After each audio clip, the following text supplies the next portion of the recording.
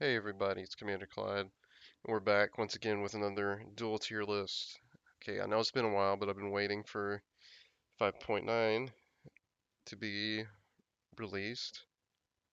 It took them a long time to get this patch done. I don't know why, but we're here nonetheless.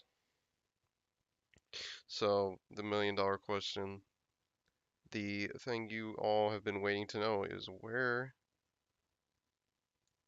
does Chernobog, why do I want to put an R there? Where does Chernobog go? Where indeed?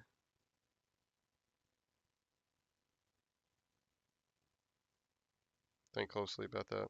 Now he seems to be quite dependent on his abilities, comboing his 1 and his 2 together. His dash is a good escape tool, especially if you're near a wall, it's always good. His passive lets him do bonus damage after 3 autos. All of that. But because of... So, his ult is kind of useless in the middle of a fight, which is kind of a problem for him in terms of competing with other hunters. Which actually, I'm gonna have to rearrange some things here. Which I think puts him in S minus with all these other hunters. Excuse me while I fix that because he functions. We can compare him to Xbalanque in that his ultimate doesn't, provide damage or anything of that sort in the middle of a fight. Fortunate for him, but Xbalanque's ult is obviously a little more useful, I think, in that situation, so he's going to be behind him. So we'll keep him here and see what happens. I think that's a good spot, though, considering the lack of mobility, the lack of a useful ultimate. The only time that really works is for you to back quickly and get back to lane, say, for a buff or stop your opponent from getting the Bull Demon, things like that, which is really cool, but again, it's not useful in fights.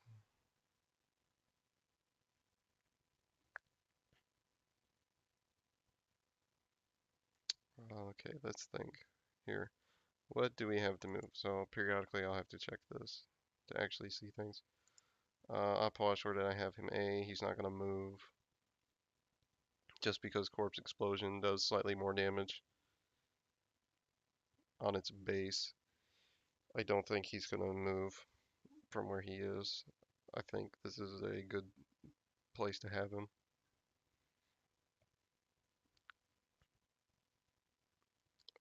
Let's see, Zhang.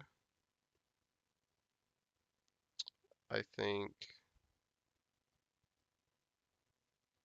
yeah, he's going to be a little bit stronger, but I'm not going to move him because he's still going to be an A plus, so I'm not going to be very particular with that, even though he's getting buffed.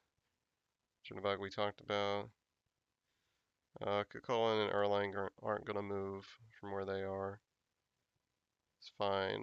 Since mages kind of got a total buff because of the increased damage on boots, none of them are going to be touched.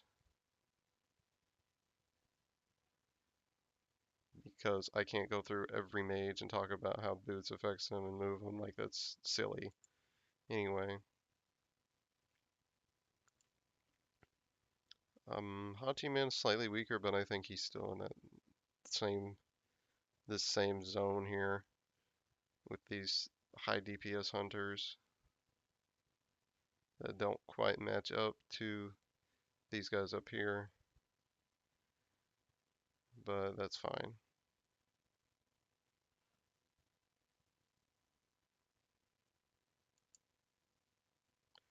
This doesn't matter, this doesn't matter, this doesn't really matter, whatever. Now, that is an interesting buff to Zeus. which I like to give him the benefit of the doubt, but I feel he's almost a worse Raw because he can't move, even though he can do more guaranteed burst. Makes him better in that regard. I mean, he's got higher damage than a lot of mages do, but he's such a vulnerable character that I can't justify moving him with a buff that small. Which is unfortunate because I do like Zeus quite a bit. Okay, are there any other changes we need to account for? Let's see, pen changes, whatever. Some tank items are a little better or whatever. I do have to look quickly through here for performance sake and see what gods are performing better or worse lately. And I don't think the performance with any god has significantly changed. I think I'm actually going to move Loki into S. I always underestimate this god, mainly because I don't like him. I don't like the playstyle, or it's not him, it's I don't like the playstyle people use with him to win, because there's kind of a lot of BS involved with that, and there's a lot of people who think they're good when they win games as Loki, when it's just a matter of playstyle, really. Being sneaky, using your ult, you can confirm it, and it's got a low cooldown, so if you lose your beads, you're dead. Basically, doesn't take a lot of thought to kill somebody late with Loki. Any problem, but he does a lot of damage, so he gets to move up. Disappointingly. Jingwei, I am really not feeling anymore. She is not good right now. I have to say, Fenrir, I'm going to move up to S because he's been playing a lot better these days. I'm not going to worry so much about within tier placement because it's not like, I mean, some people think there's significance to that. There's not really, because each god kind of works differently. They have their own strengths and weaknesses. It's more about how they play within their own tier, you know. I guess. But the idea is the gods in this tier beat the gods in the tier below it, usually, and etc. Blah blah blah. I don't know. There's not much stock in within tier placement, really. So don't worry about that. I'm not going to worry about it.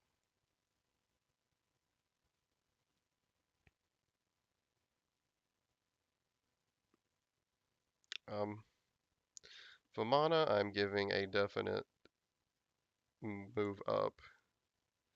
This god is silly right now because it's most games are if you get the Phoenix, if you get your opponent's Phoenix, you win the game because he can kind of just take your Titan with his ultimate and you can't do anything about it. He's just dumb. If he gets haste and katana, the game almost, depending the matchup, the game kind of ends because he just runs at you with haste and katana in his ultimate and you die. Very fun thing to do. Incidentally, I'm 12-1 with Vamana in Duel this season, this split, so it's working quite well.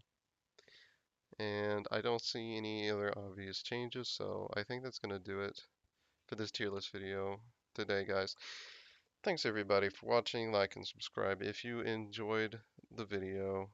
And always remember, I am live streaming on twitch.tv, usually starting around noon every weekday. And you can come by and check out and watch me make all the great duel plays. I say that, sometimes it's not so great, but it's Duel. What do you expect? Anyway, I'll see you guys later for some more Smite. Have a good one.